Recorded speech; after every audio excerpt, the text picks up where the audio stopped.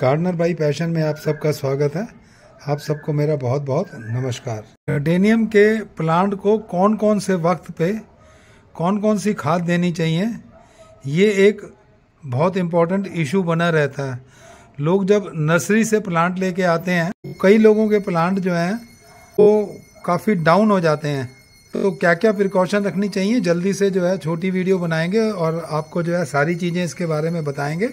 ये कुछ पर्सन ऐसे होते हैं जिनको जनरली लोग कवर कम करते हैं क्योंकि इनमें व्यूज़ कम आते हैं, तो हम कहते हैं कि कोई बात नहीं, हम इन चीज़ों को कवर करेंगे ताकि जो भी प्लांट लवर्स हैं वो इससे जो है लाभान्वित हो सकें।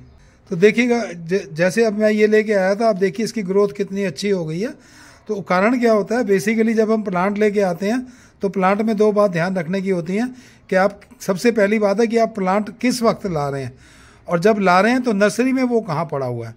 अगर वो नर्सरी में धूप में पड़ा हुआ है, मतलब जहाँ पे पूरे जो है 8 घंटे की धूप आती है वहाँ पे पड़ा हुआ है, तो आपने एकदम से उसको छाया में शिफ्ट नहीं करना है।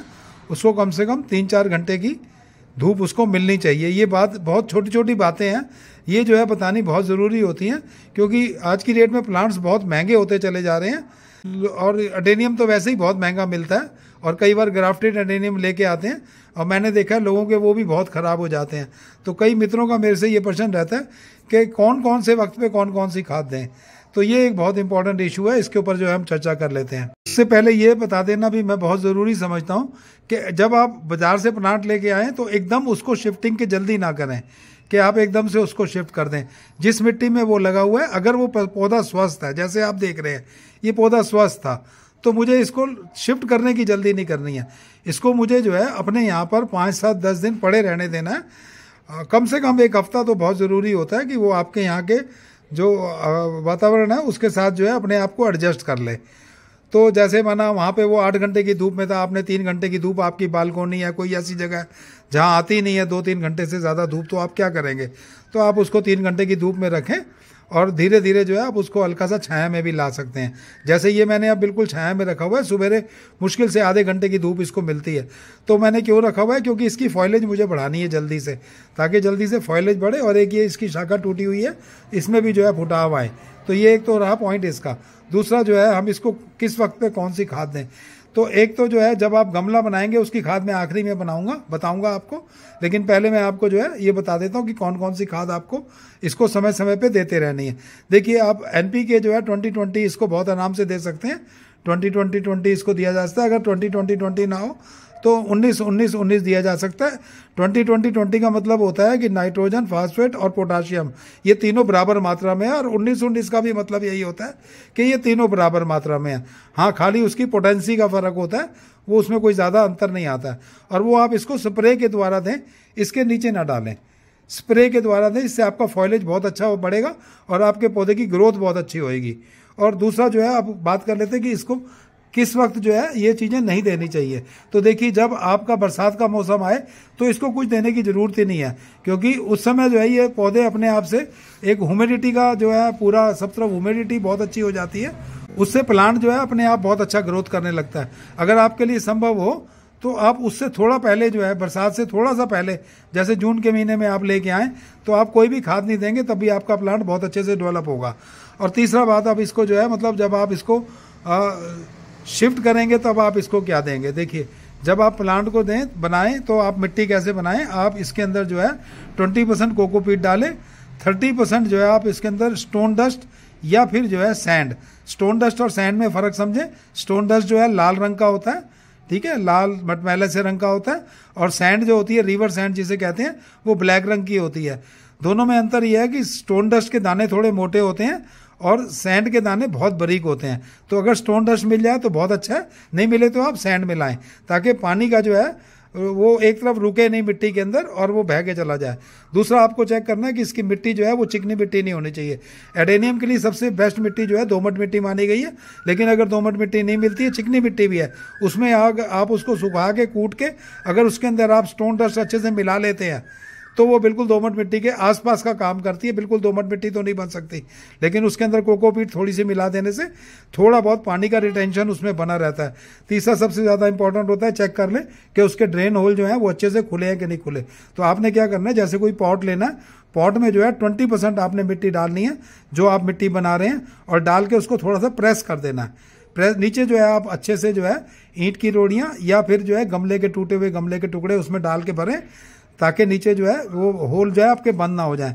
और मिट्टी डालने के बाद में आप थोड़ा सा उसको प्रेस करें, प्रेस जरूर करें। और जब आपने 25% मिट्टी डाल दी उसमें, फिर उसमें पानी डाल के देखें कि पानी आपका वहाँ से निकल रहा है नहीं निकल रहा। मिट्टी डालनी इसलिए ज़रूरी होती है क्योंकि जो उसमें आपने ईंट के टुकड़े या जो आपने जो है गमले के टुकड़े डाले हैं, कहीं ऐसा तो नहीं है कि वहाँ से मिट्टी निकल जाएगी। तो आपका ये चेकिंग भी हो जाएगी। उसके बाद में आप प्लांट को खोलें, अगर उसमें चिकनी मिट्टी नहीं है तो फिर आप उसको एज इट इज़ उसके अंदर डाल दें। अगर चिकनी मिट्टी है तो उसकी कम से कम 40% मिट्टी को बाहर करके तब आप उसको लगाएं। तो उसके अंदर आपने क्या डालना है, उसके अंदर आपने डालना है बोन मील। बोन मील जो है इसके लिए बहुत अच्छी है क्योंकि वो इसके कोडेक्स को बढ़ाती है, इसकी शाखाओं को मजबूत करती है। लेकिन कुछ लोग जो है बोन मील से परहेज करते हैं, वो लोग जो है इसके अंदर जो है डीएपी डाल सकते हैं। तो डीएपी आपने मिट्टी में नहीं मिलानी। तो जब आपका पौधा लग जाए और सेटल्ड हो जाए तब आपने बाद में जो है उसके अंदर डीएपी मिलानी है। बोन मील हम इसलिए भी रिकमेंड करते हैं कि बोन मील जो है बहुत स्लो रिलीजिंग फर्टिलाइजर है और वो बहुत अच्छा रहता है इसके लिए। दूसरी खाद इसमें दी जा सकती है single super phosphate. Single super phosphate देने का ये फायदा होता है कि उससे जो है इसके अंदर फ्लावरिंग भी बहुत अच्छी होती है। वो भी जो है फॉस्फेट है और डीएपी भी जो है फॉस्फेट है, लेकिन दोनों में थोड़ा सा फर्क है। उसमें जो है थोड़ा पोटाश की मात्रा होती है जिससे जो है इसमें फ्लावरिंग बहुत अच्छी होती है। तो उस पॉइंट से आपने जो है जो भी आपके पास अवेलेबल हो आप इसको डालें। डीएपी से और सिंगल सुपर फास्फेट से जड़ों का बहुत ज़्यादा विकास होता है। जब जड़ें विकसित होती हैं तो ऑटोमेटिकली पौधा स्वस्थ होता है और फ्लावरिंग करने लगता है। तो ये बड़े बारीक से पॉइंट होते हैं जो मैं बड़ा क्लियर करके आप लोगों को जो है बताने का प्रयास करता हूँ, ताकि जो है मतलब एक बिगनर जो है बहुत अच्छे से जो है इन बातों को समझ ले और उसको पालने में कोई मुश्किल ना आए। कि मेरे पास एडेनियम का ट्री भी है और बहुत बड़े बड़े प्लांट हैं जो मैं अलग अलग समय पे अलग अलग पोस्ट में दिखाता रहता हूँ। इसमें मैं खाली सिंपली ऐसे ही बात कर रहा हूँ ताकि जो है आप इसको अच्छे से समझ ले, पॉइंट्स को समझे। मेन चीज़ जो है ना, आपने नॉलेज को अच्छे से कैच करना है। मतलब आप एक वीडियो देखें 50 वीडियो देखें कोई मतलब नहीं है उसका, लेकिन आपने जो है मेन पॉइंट्स हैं उनको ग्रैंड करना है। दूसरी बात क्या है कि आपको इसको पानी कब देना है। जो ही आप इसको रिपोर्ट करेंगे आपने पानी देने का एक ही ढंग रखना है कि जब आप इसको रिपोर्ट करें हल्की सी मिट्टी को मॉइस्ट कर लें और इसको रिपोर्ट कर दें, और उसके जो है आप कम से कम 5-7 दिन बाद जो है पानी दें और उसको छाया में रखें ताकि एकदम से इसकी मिट्टी जो है ड्राई ना हो जाए। उसका कारण ये होता है कि जब आप पौधे को रिपोर्ट करने लगते हैं तब उसकी जड़ें अपने आप को हील अप करने में लगती है। मतलब उसकी जो प्लांट जो है अपने आप को हील अप करने में लगता है। वो भोजन नहीं लेता 4-5 दिन तक, तब तक जो है धीरे धीरे जड़ें जो है मिट्टी से अपना संबंध बना लेती हैं, और जब वो संबंध बन जाती हैं एरियल रूट जो है उसमें वर्क करने लगती हैं, चलने लगती हैं, तब जब आप पानी देंगे तो वो बहुत अच्छे से ग्रोथ करेगा। तो इसको स्ट्रेस मैनेजमेंट के अंदर भी लिया जाता है। उसमें ये होता है कि जैसे आपने जब पौधे को पानी नहीं दिया तो पौधे को लगता है जैसे मेरे को अकाल आ गया है, क्योंकि वो डेजर्ट रोज है, उसको ऐसा लगता है कि अकाल आ गया।